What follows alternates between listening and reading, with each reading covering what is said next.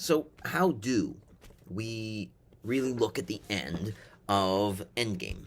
Right? We kind of look at it in the same way I believe that we look at Waiting for Godot, which is it ends with, again, no clear direction. The lights go out, right? You see Ham, put the thing, right? Put the cloth back on his face and sort of remain under the covers, right? He's thrown everything away from him, right? He is ready to go. He's just done, right? He's finished his story. And, he does say at the very end, right, that he kind of feels like, everything has deserted him, but, this cloth remains. I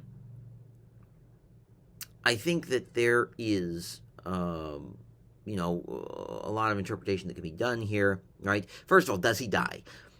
No, I don't think he dies. I don't think we have any evidence in the text that says that he dies. I think that, he's put his cloth back on his head. Is this, I mean, is it a conclusion? Is it the reset before the restart? Right? Again, I think we get a very inconclusive ending, very much like we do for Waiting for Godot, in that they decide they want to go, they don't go. They decide they want to go, they don't go. Right? We can sort of see in the two acts of Waiting for Godot that even if we have maybe a mark or two of the passage of time, right? The leaves on the trees change. We don't have any real evidence that this is, real movement through time, right? I think we have the same thing here, right? When we watch the play, I think the image that we get at the end, right, feels like, of course, as it's the end of a film, the end of something, right? That Ham has gone to rest and, is not coming back, and that Clove is ready to go. He's got his suitcase in his hand. He's going to go. But we see in the text very clearly, right, that he doesn't move. And, does it mean that once the play is actually done, that he remains motionless and he never will move?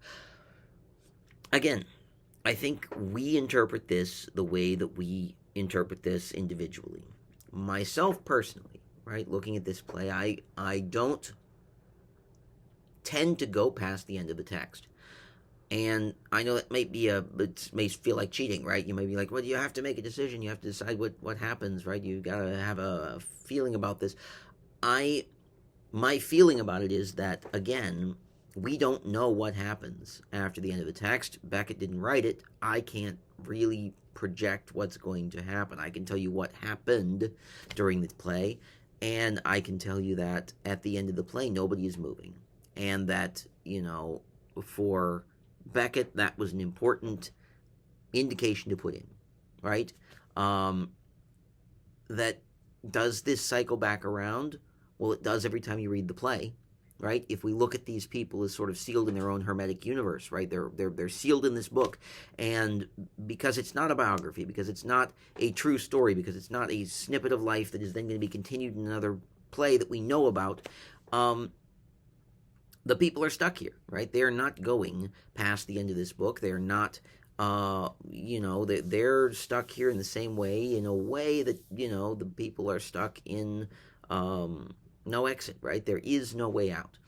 Now, from the text itself, what has happened? Have we seen growth? Have we seen movement? Have we seen, right, regret and, reconciliation?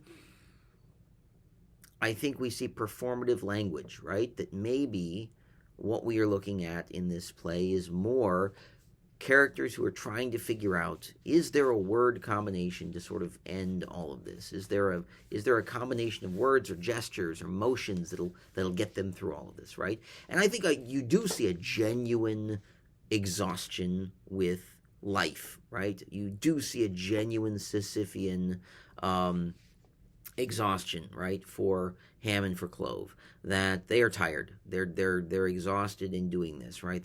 They say over and over again, right? Isn't it time that it ends? Don't you want it to end? And so I think we do get an honest answer. They want this to be done. They're not happy. They are exactly the opposite of the Sisyphean heroes that we have talked about in the myth of Sisyphus, right? They are not heroes in the sense that they are going to somehow get beyond, right, their frustration and make their own meaning. They're not making their own meaning, right? They played some games, right? Just in the same way that, Didi and Gogo have played some games in Waiting for Godot, but they are no closer to achieving that happiness, right, that Sisyphus has achieved than they were at the beginning of the play, right? So I think for us, our feelings about the play are going to largely revolve around sort of the things that we, believe are, done, by these characters during the play, and sort of the way that we see them and the way that we see their interactions with, the rest of, the characters, right? And our interpretation, our reaction to the way that they are acting is a big part of this play, right? If this play ends and we feel very frustrated because we feel like nothing has happened again, we've been fooled into watching or reading another Beckett play where nothing happens. How could you do this to us, Dr. A? I think that's a legitimate response to it, right? I think that is a response that is accurate, because I think it reflects a little bit the way that we feel about the lives of the characters, right? If we get back into this play, we finish this play, we're upset because, right, we watched this and nothing happened. We also are reflecting on the fact that we feel like for these characters, nothing has happened, right? And we kind of have to react to the way that we feel for these characters, right? Is it okay that nothing happens for them and that they're not happy because we don't like them and they're not good people and they are, somehow deserving of what's going on here, right? Maybe we feel that way. Maybe we look at Ham and Clove and Nag and Nell and say, you're all terrible people, right? You treated your son badly, Nag, right? But you treated your parents badly, Ham, right? But you also treated your servant poorly, Ham, right? Clove, are you really that helpful? Not really, right? We don't maybe like any of them, but does it mean that we're okay with nothing happening or with bad things happening to them, right? Right? I think, again, right, our interpretation at the end reflects a lot of the way that we feel about what's happened to the characters and the way that we feel about what's happened with us, right?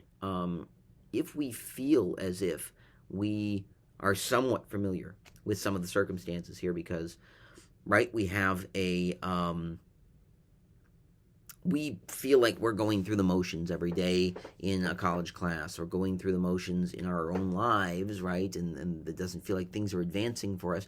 Maybe we pull that out, right, of this play and we start to say, I kind of feel like some of these characters act, right? And watching them go through this reminds me sometimes of the things that I'm going through myself. So, there you go. So that's kind of the way that I'm looking at this. Will there be a video after this? We will see. I think that there is still a little bit more to be said, so stay tuned. I believe I will have a little bit more to say about this.